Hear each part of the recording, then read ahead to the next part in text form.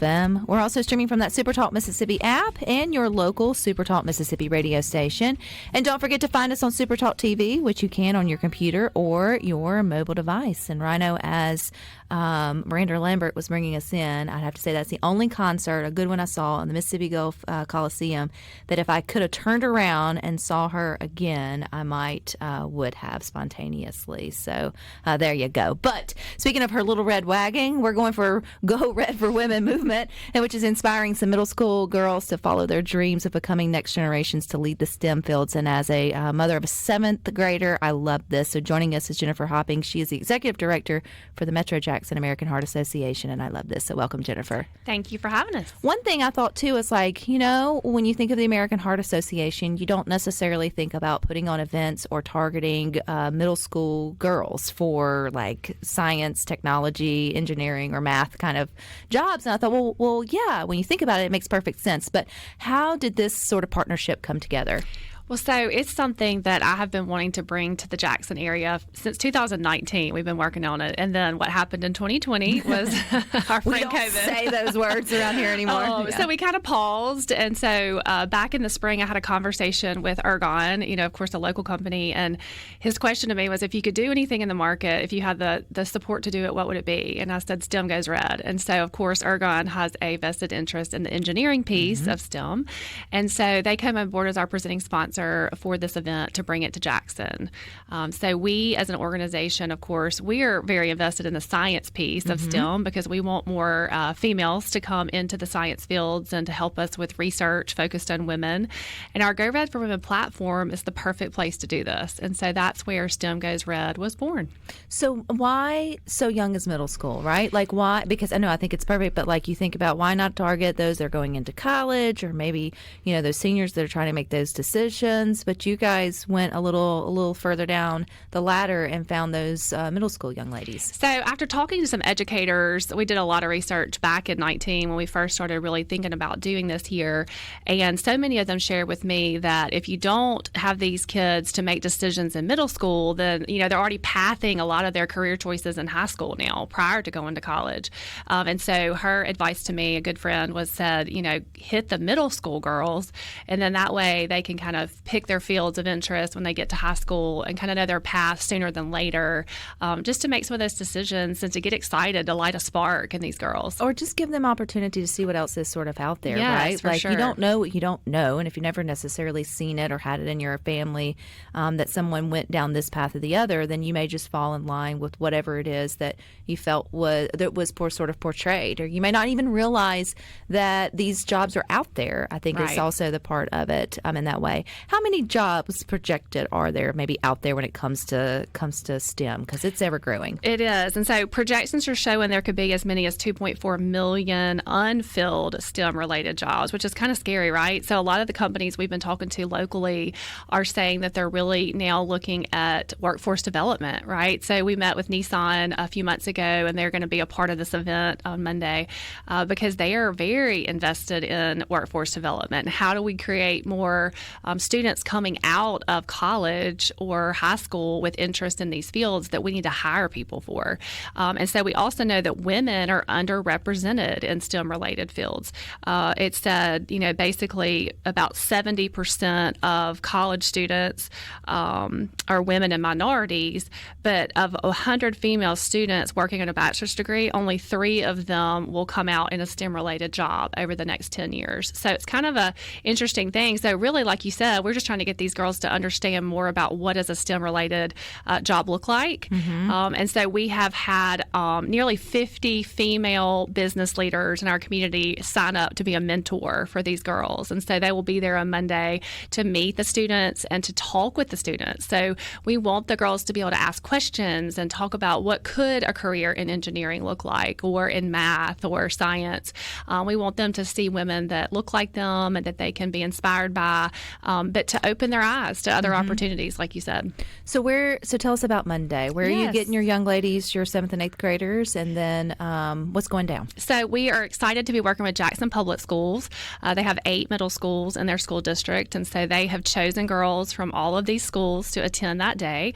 Around 100 girls will be joining us at the Mississippi Children's Museum, which we felt like was the perfect location for a STEM event, right? So we will have them coming. They will be a part of breakout sessions, and so we have, as I mentioned, of course, Ergon leading a session on engineering. We have the Bean Path, which we'll talk about in just a moment. They're going to lead a breakout session in math, Mississippi Baptist Medical Center in science, and then technology with Nissan. So the girls will get to cycle through all 4 breakout sessions with some fun hands-on activities that day. And then, as I mentioned, they'll get to have a lunch session, kind of a speed networking with the mentors to talk with them. I want to go back to middle school. Wouldn't that sound like fun? We're so excited. No, absolutely terrifying. But I also think, we were kind of talking earlier here on Good Things about making spontaneous decisions in your life. And some of those, I think, are career related, right? Yes. Like how many have gotten into a career that you got a degree in and then course corrected or just went in a different direction or found yourself, in college and deciding what you signed up for was not the trajectory I'm one of those. Right. And so, Exactly. and hearing, it's exciting to hear that, it's being told or taught that there's so many out there and that you can have different opportunities if you kind of go in these different areas. So you don't have to be fixated on in a box. Yes. Well, and you make such big decisions when you're young, right? And so you're in college and you have to pick a major all of a sudden and you're like, what do I want to do for the rest of my life? I don't want to do the rest of my life. I don't either. And so, I think this is a great way to get these students thinking sooner about what they might want to do. But like you said, to open the door and help them think about different paths that they could take. And just to see women in our community that are working in these areas that they can, like I said, reach out to and be, connected with and just see what that could look like for their future. Your 4 breakout sort of sessions, how did y'all come across all those specifically? So really it was just by conversations that we started to have. As I said, I've been thinking about this for a long time. And so we had relationships with some of them already. And so the Bean Path actually was new to us. I don't know if you're familiar with that nonprofit organization, but Dr. Nashley Cephas is going to be our keynote speaker, and she's the founder of the Bean Path. And their goal is to create a technology hub in downtown Jackson. And she's super inspiring. She graduated from Murrah High School and she went to Mississippi State, created an app, which now Amazon bought from her. And now she's working for Amazon Web Services, which cool is amazing.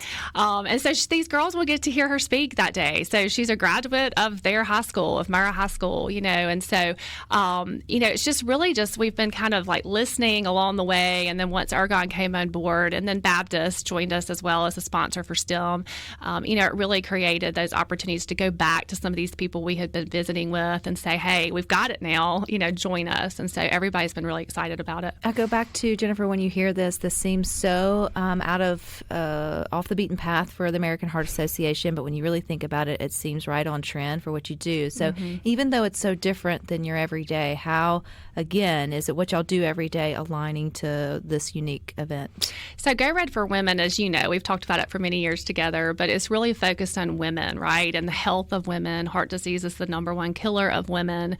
1 in 3 women will be affected by heart disease. And so we've always had a lot of great female leaders in our communities join with us for that movement. And so our CEO is a female, and so she started having conversations with Fortune 500 companies talking about workforce development. They were coming to her with a problem, and she's like, the American Heart Association is all about solving problems, for organizations. And so we're like, we've got this great platform of Go Red. Let's figure out how we can be part of a solution. And so that's, of course, where STEM Goes Red came from. And as I said, we reached out to so many current volunteers that stepped up to be mentors because they're leaders in their fields. And so they already knew us and had worked with us. And so it's just a great opportunity to bring together a lot of people and a great platform. And people know and trust the American Heart Association. So it's a really all-around win, I think, for the girls and for us. So will we see, you think, more Go Red for STEM events if this is a home run, which it will be, Jennifer? Yes. Well, we're excited because when Ergon met with us, they committed to 2 years. years. So we know at least this year and next year, but we really are confident it's going to be a wonderful event. And just by seeing the interest we've had in the last 6 months, putting this together, Jackson Public Schools was thrilled about the opportunity for their students. We would love to expand potentially to other school districts around the area. And so, yes, we are hopeful this will be the beginning of a great I've got one event. more year in middle school, Jennifer, so I got to get my kid there. I know. I really do. We're going to put together a video that day that we can share. So we're just excited about it. I think it's going to be a really neat event. I love it. I think Yes. it also goes to show how American Heart Association here in Mississippi is just looking to be helpful in many different ways. Yes. It doesn't always have to look the same. So I appreciate your time, Jennifer. If anybody wants more information on it, even though it's already kind of a done event, where do they go? Yes, for sure. So for next year, we're already planning. So they can visit our website, heart.org. There's a local landing page for our Mississippi group here. And so we would love to connect and visit if you're interested in being a part of this. We would love to talk to you about it. All righty, you guys stick with us. We got a little bit more good things for you coming up next.